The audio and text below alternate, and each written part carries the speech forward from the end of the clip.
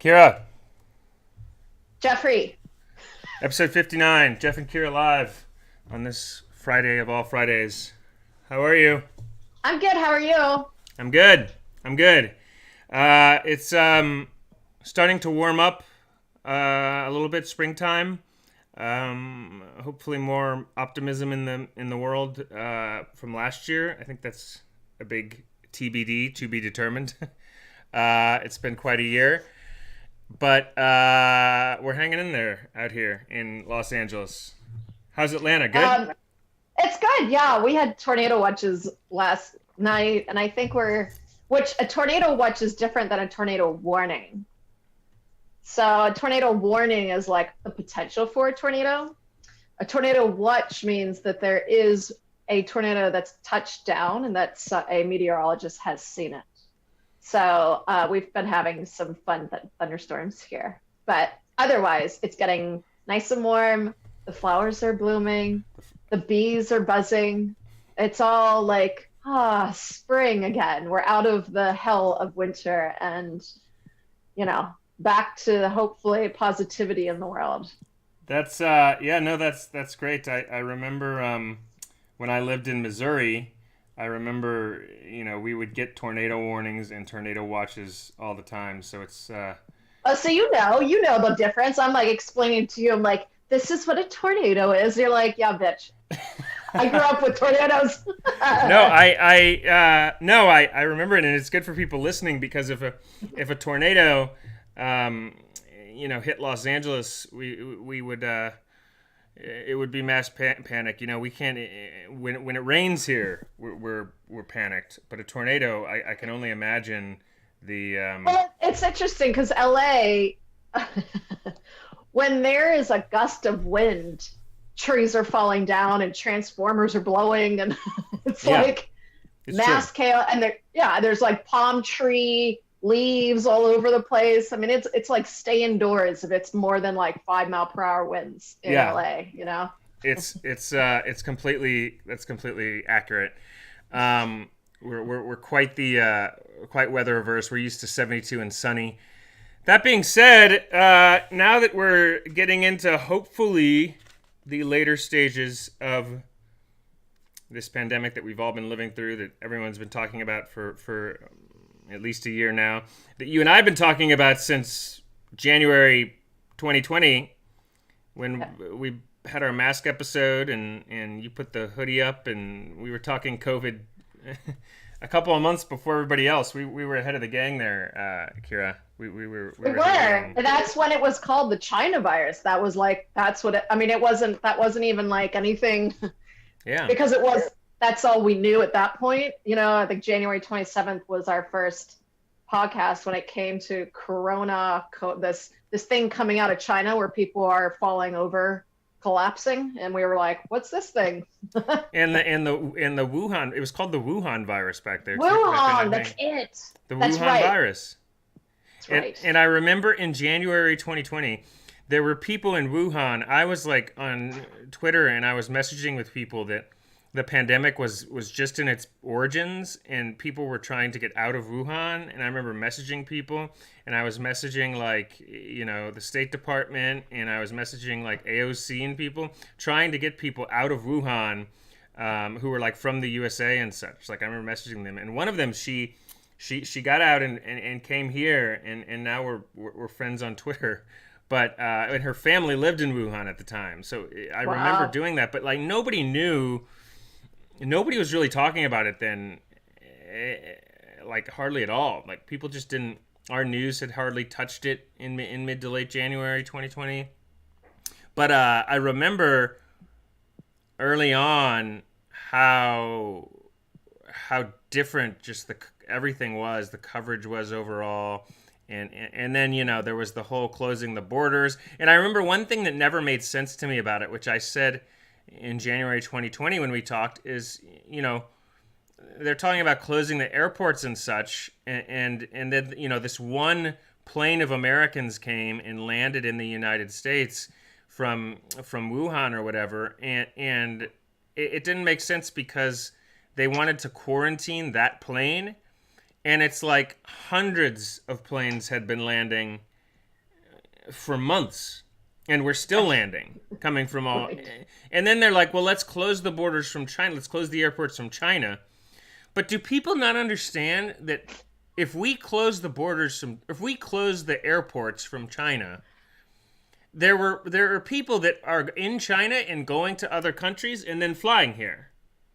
So There are, Geoff? No, there's not. so there was no logic whatsoever, and people still talk about it, like closing from China, but leaving all the other countries open, as if people from China don't go to other countries first and then come here.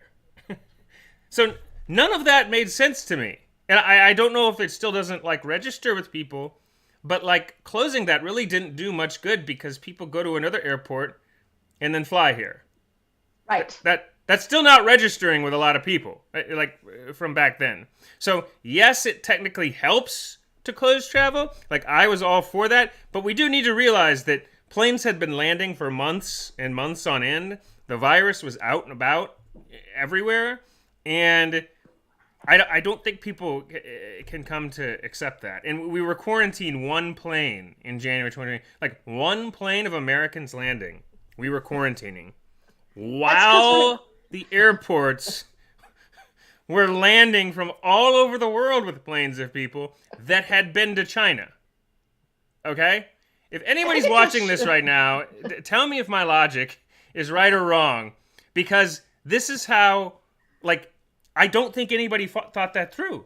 I still don't think they've thought it through. I really don't. Like, close the border, like, close the airports from China is good, close travel. But we do need to realize people are coming from other airports that were in China. Sorry, that's this morning's rant.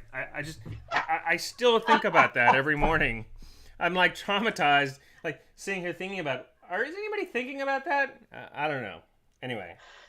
I love that you're like, that's a lot of people have lots of past relationship trauma or childhood trauma that they continue through and really try and like, work through. And your trauma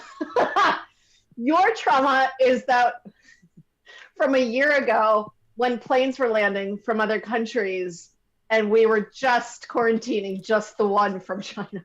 That's my daily... So if anyone ever asks, like, well, I wonder what Geoff is all about. What's his personality and who is Geoff? That right there says it all. Yes, I think about things like that. I mean, that's one of like millions of things that I think about. But like, I take everything that's going on, and I try to think of like, there's just a lot of bad thinking going on. There's just about everything. But that's still not going to register with people like when they watch this or when they hear that. But at least maybe, I don't know, maybe they can start thinking about it. But anyway, yes, that's what I do day in and day out is think about these traumas like that do that to me. That said, today we have an interesting topic, and we talked about it last week when we talked about what life could look like post-pandemic a little bit, but I wanted to get a little deeper into this, just the nature of, and I don't know, 2 years ago, Kira and I have been doing some podcasts for a couple of years now together. We have touched on relationships and dating, but today we wanted to it had been a while since we touched on this topic, and we wanted to get a little bit deeper into it, right, Kira? And you had some ideas. You sent me an article before the show, which I read through, and I wanted to, I'm going to let Kira start us off here with her thoughts on relationships and dating and how things could change, how things could be the same. What's coming, Kira? What do you think? Your crystal ball. Yes, let me grab my crystal ball here. She's grabbing her crystal ball for everybody. Okay, here she goes. If you're watching visually, she's got her. Wow, what is that? It's like an octopus in the middle of it. Yeah, it's a jellyfish. Oh, it's a jellyfish. She's got a crystal ball with a jellyfish in the middle. And it glows at night. It's so insane. Like it's like a real jellyfish in this thing. Wow. What is it? What is it saying about the about relationships and dating and all of that? What do you think? What's happening? It just told me that all the people that went through breakups during the pandemic will come out of here wanting to just have sex with every single person they see on the street. Oh, you think there's going to be like a big, sex relationship just orgy boom? um, I think it's actually going to be. I mean, I was being facetious, but I think it's relationships have changed during the pandemic and during the lockdowns, and some people, such as myself, uh, you know, decided to break it off during the pandemic because of one reason or another. I think everyone saw the true identity of some people that they were dating, and they were like, "Oh my god." Right. And I was one of those people. And I think after that, it's now the question of, okay, now what? Do I want a relationship? Am I mentally okay to take on a relationship after this whole year of just like, and I think a lot of people just want to have fun again and enjoy life and not be held down to a monogamous relationship. I'm not speaking for myself. I just kind of, touched my little jellyfish, and that's what he told me. But Well, hang on. Okay, I gotta process all this. My crystal ball in my brain has to take all this in. So you're saying that some people might not want monogamous relationships. Like there's going to be monogamous and non-monogamous and all that post-pandemic is what you're saying. yeah, I think there's going to be, there's always been a resurgence or reemergence, maybe is the word, of open relationships for many years now. And open relationships are different than polyamory. And the difference between the two is open relationships. These are all consensual, by the way. So open relationships is more about having one or more or two or more sexual partners, multiple sexual partners that you both, that you both are okay with, in terms of like, yes, we know that, we're seeing other people. Polyamory is that plus creating an intimate, loving relationship with another person. So it's a little different, But polyamory. Okay, so polyamory is though with two or more people you have a relationship with. Right. Yeah. So it's you plus another partner. That doesn't necessarily mean you're all like in a relationship. It's more like you're in a, like, let's say you and I were dating, and I said, let's have a polyamory relationship, and you're like, okay. And what that means is that I want to find another person to be intimate and have a deep relationship with as well as you. Okay, so hang on. So okay. So if Kira and I are dating and she finds another person she wants to have a relationship with, do I then, this is all hypothetical, by the way, do I then have a relationship with the person that you find? Or No, is you that don't have you? to. I don't. That would no, you probably not always, but probably would have another relationship as well. Oh, whoa. Like with a different person. So there's multiple people involved. Some people have it where you know each other and some don't. So, okay. So I thought that polyamory was like three people in a relationship get a house and they live with the three people together. It's different. That's polygamy. That's polygamy. See, she's teaching me about all this. Okay. So so polyamory is just like open relationships. Two people are in a relationship, but they can date openly whoever else they want. That's right. Yes, they could have an emotional relationship with other people outside their, relationship. Okay. Open, and that's polyamory. Open relationship is more on a sexual term. So, for example, let's say you were really into a particular kink or sexual desire that I wasn't really into. That's where an open relationship would be beneficial, where we would agree that it would be totally fine for you to be satisfied by someone else who would be good for satisfying that sexual desire that you But wanted. what happens with the person who's their regular partner who satisfies that? Like how does that, like, what are they together just because they're together?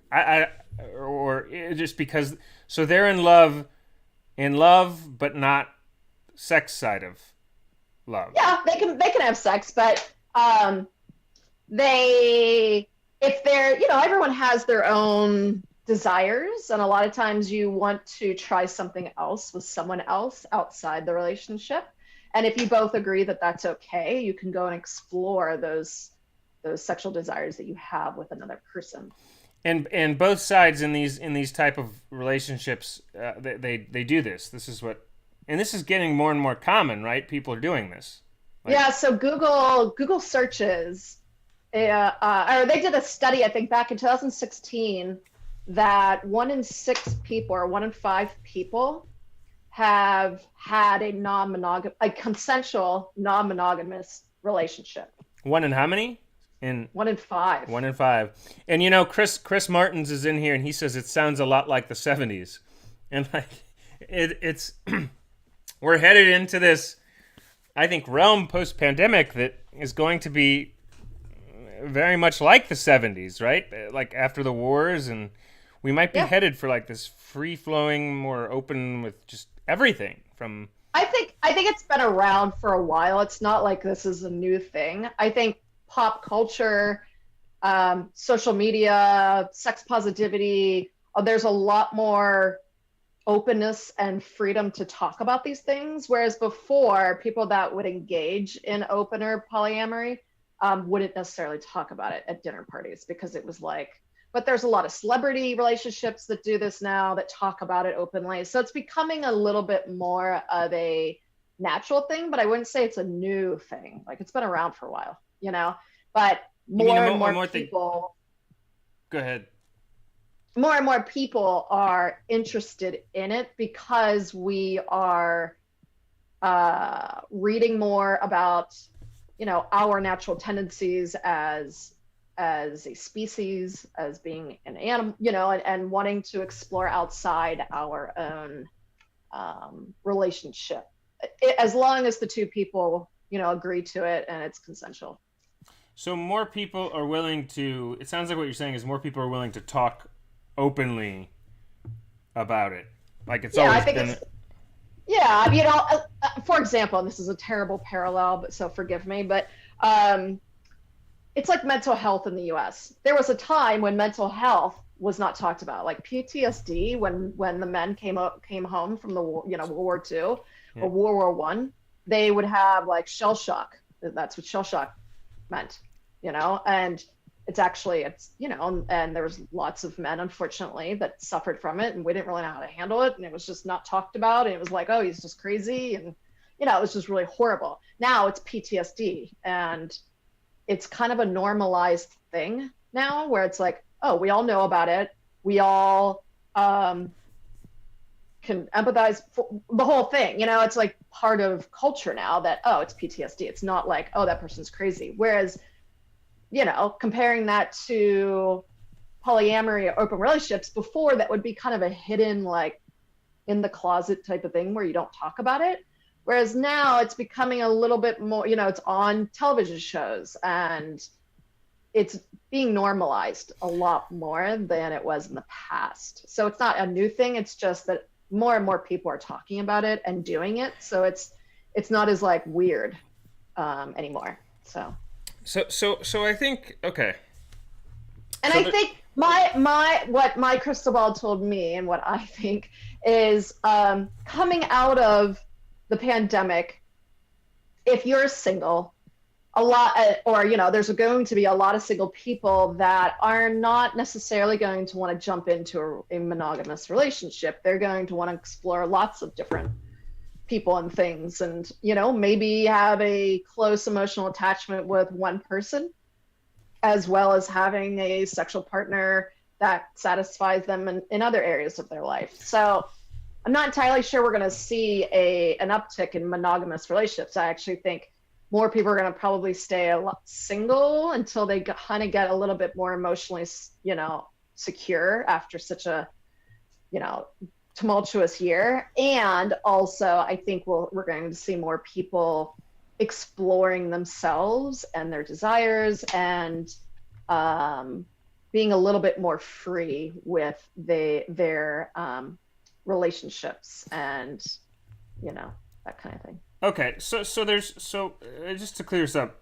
So as far as that realm, there's polyamory, which is like the two people are in a relationship, but they kind of keep it somewhat open for other people, right? Right. That's the one for the reasons we discussed, or other various reasons.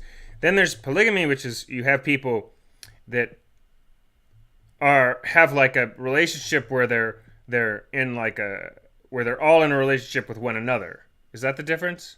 And they'll like live together. Like Big Love, the show on HBO. Yeah, think like Big Love. It's illegal in the States. Polygamy.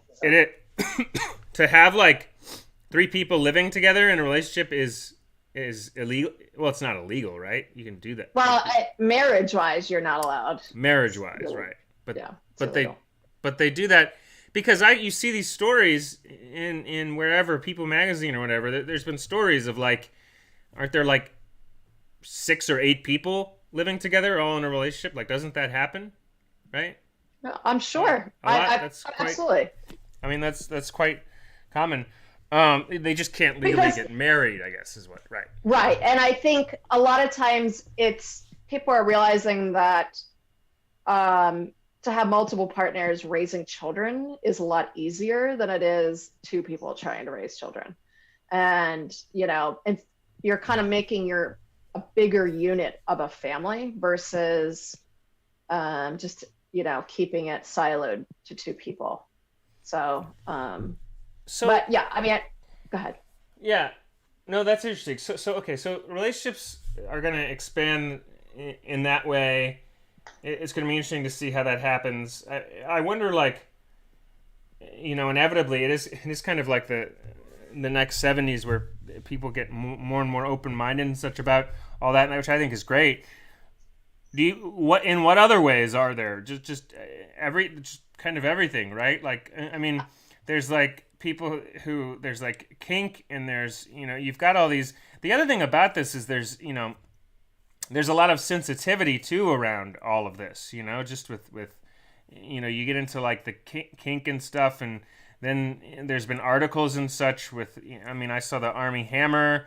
Some people said there's harassment involved and such, and just like it gets very like complicated with all of this too in that regard, right?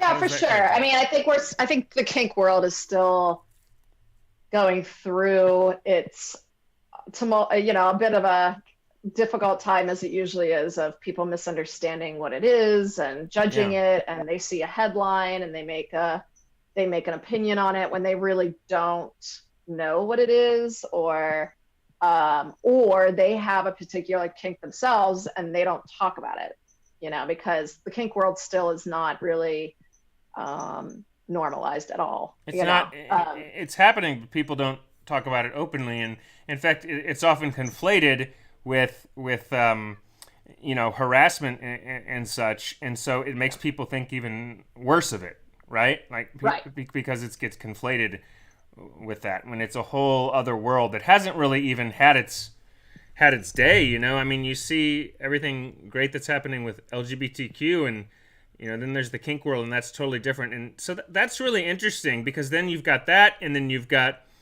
the polyamory world, kind of all that, and then you've got everything with trans happening. I saw that, didn't Arkansas, what did Arkansas do? They put a ban, they banned trans, that was trans in playing sports, I think is what it was. But there's one side of America that's super Puritan and super Quaker and very conservative, that wants to hold on to that, 1400s ideology of human, of archaic beliefs. And then you've got the other side who, wants the sexual freedom and wants to feel that they are living out who they feel they are, and they don't want someone impeding on that. And if that means that they are in love with another person, they've got, it's consensual, and then there's two of them, and then, or three of them, or whatever, what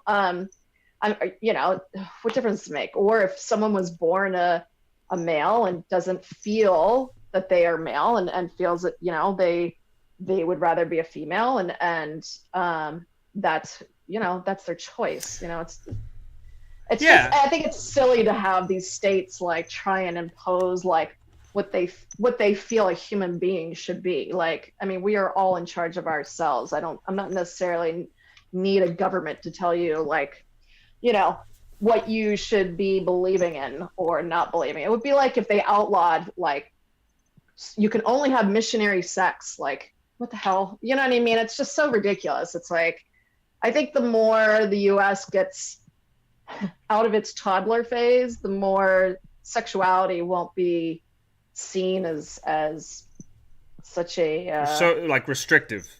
I mean, we're still very, look at France or look at Europe. I mean, we're just very behind in that. And I think when someone brings up topics like polyamory or open relationships, it's like, it really shouldn't be. But I do feel that those people that previously looked at those things and were like, I would never do that, are now actually knowing friends and neighbors that are in relationships such as this. I will say though, like, I was in an open relationship a couple years ago, and it sorry, my cat's talking to me. Awesome. It can be challenging. So it's not like it's like, oh, it's super fun, and like now you've got it's a lot of work. I'm not entirely sure I would do it again. Because it really depends on your personality. I personally felt like I was the third wheel. Because I was the third wheel. So, and it just was very uncomfortable for me. So, but I also think, that's why you have the, traditional marriage, and that's why that all, was created. So, there are people, a lot of people, I mean, my family and I mean, it's that believe in, traditional marriage. It's, Christian, that's belief. And so, I have understanding for that too. I do think in regards to that, bottom line is I think there's going to be more openness relationships. I do think an era is coming, like the 70s, kind of round two, where things go like another round of that in the next 10 to 15 years. I do think that's coming. It's going to be around everything we just discussed. There's definitely a boom coming in that regard. I also think that though there are post-pandemic, I think there is going to be a wedding boom for weddings, for people who get traditionally married. I think that that's coming. And there's been articles. The New York Times recently did an article about that. And then I think that, a lot of people have talked about a baby boom post-pandemic, which I don't know if that's happened yet, but it's going to be interesting to see if that happens as well. So I definitely think that relationships and dating, and then there's the way out there, which we talked about last week, which I think we can close the show in the next 5 minutes on this, is the more and more people now are talking to, and this gets sci-fi, to AI and robots. There's that app Replica we talked about last week. Check it out, replika.com, REPLIKA, where people like just talk to an AI in a text, and they get to know the AI and they become friends, and it's like their friend. What's going to happen long term? We've touched on this past couple years ago with, sex and robots and sex dolls. Is all that really coming, or is that just like a talk and a myth? How much do you think that's going to start factoring in? I think a lot of people are going to. Kira loves I these think we're all. questions. Yeah. She loves the That's AI because. sex robot question. That, It's just I just blow it just blows the mind when we start talking about AI robots. Yeah, go ahead. that's because I don't know how that would work in terms of like orgasm inside a robot. Wouldn't that kill the robot? Wouldn't it start smoking because you're getting your wetness inside a mechanical thing? Or Okay, is there like a we just went to NC-17. Uh, well, maybe there's a compartment where it holds it and then okay. Okay. No, anyway, uh, you we're here all asked. week. We're here all week. We're here. No, it's great. No, I think you're right. I think that's it's going to be interesting how that. But there's a lot of people talking about that and talking about Kira. You're right. There's a lot of people talking about that, and it's going to be interesting to see. Just they're really talking about that like it's a reality. Like it really. It's just with the AI. And it's a little scary in that regard, like what it does to human relationships and how that's Jeff, gonna. would you have sex with a robot? No, no, no, Wouldn't have sex with a robot? no, no. I'm not doing that. How do I'd you have sex with a how do I'd you have have sex with a robot. no? How do you have sex with a robot, Kira? That doesn't. You can't do that. What do you think like a Is it like dildo is? I mean, that's robotic. That's just the battery operated thing. You might as well just put it together into a robot at that point, right? when I picture a robot, I picture like a metal, like a person in metal walk, like a metal robot. You can't. How does Yeah, that? it's not going to look like Terminator. It's going to look like a human being, just like a dildo is. Have you seen a dildo? They look like penises, Wait, you wait, know? wait, wait a second. Wait, hang on. We're gonna have humans walking around that are robots, but that you can't tell the difference between the human and the robot. Is that what you're saying? I mean, at some point, maybe not in our lifetime, but yeah. In our lifetime, you I know. still gotta be having sex with the metal, a metal a metal person. That's not happening with me. I'm not doing that. No, no. Yeah, Chris Martins is here. He's doing a great commentary. He says, "Show me the robot." Yeah, or one of those things building cars by day and dating service by night. Yeah, the car manufacturers are gonna make. I don't know. They're gonna make human robot replicas. Well, Honda makes a robot. They do. Yeah, I forgot the Wow. name of it. Hey, Google, what's the name of the Honda robot?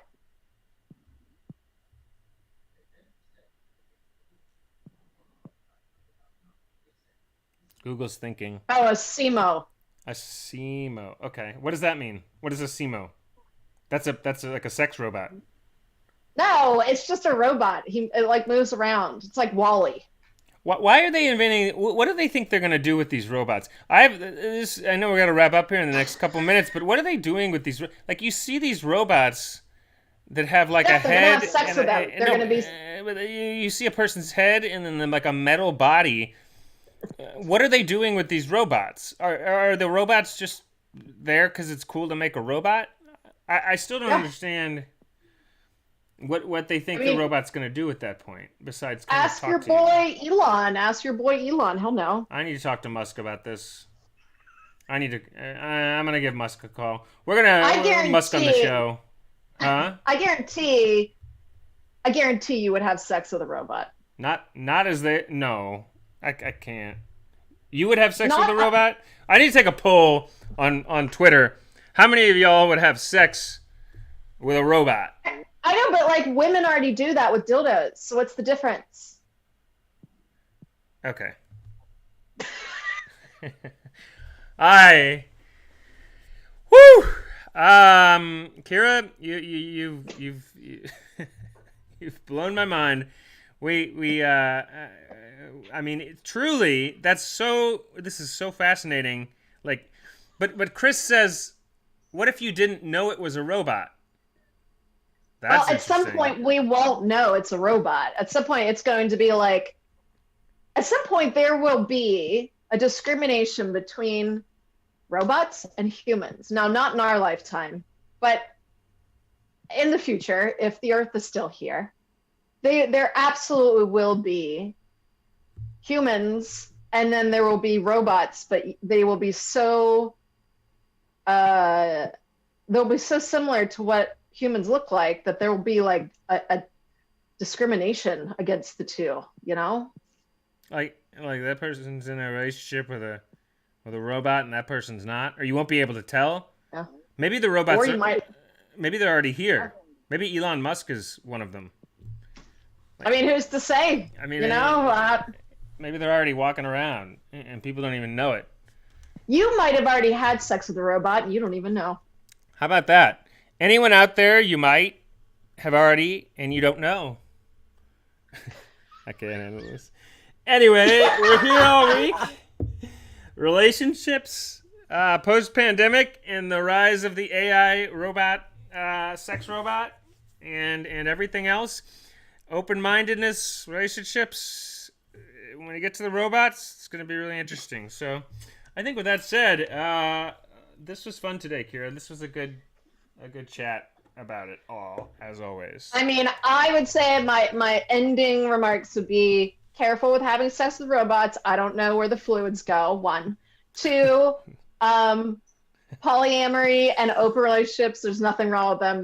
They're rad if you want them to be rad, and if you don't have to do them either. But don't judge other people that do them, because whatever works for someone else may not work for you. And if you are interested in open or polyamory, make sure that you both are on the same page and not just like start doing it on the side, because that's called cheating. So there's 3 things in mind today on this Friday. I hope everyone has an amazing weekend. Jeffrey, and always a pleasure. Always a pleasure. Chris says in wrapping up, he says, you don't know now, you think that we're all humans here. That's pretty funny. Yeah, thanks, Chris, for joining us today in the chat. It's had a lot of good comments. Yeah, with that said, I think you wrapped it up well with, the open-mindedness of things, AI robots. And the fluid. Yeah, absolutely. That too. And good chat, though. I love making you uncomfortable. Yeah. It's great. She does that. She does a lot. It's great. That's what we do here at Geoff Kira Live. It's all about that. So, as always, Kira, it's good chatting, and we'll be back next week with more. We're gonna do a Clubhouse, maybe today. We might pop on Clubhouse in an hour or so, hour and a half. So look for us there. Check it out. But we're gonna be doing Clubhouse more and more regularly as things keep going. Here at Geoff and Kira Live, we're the future, and the future is Geoff and Kira Live, episode 59. See you next week. I'll see you next week, guys. Bye. Cool. Later.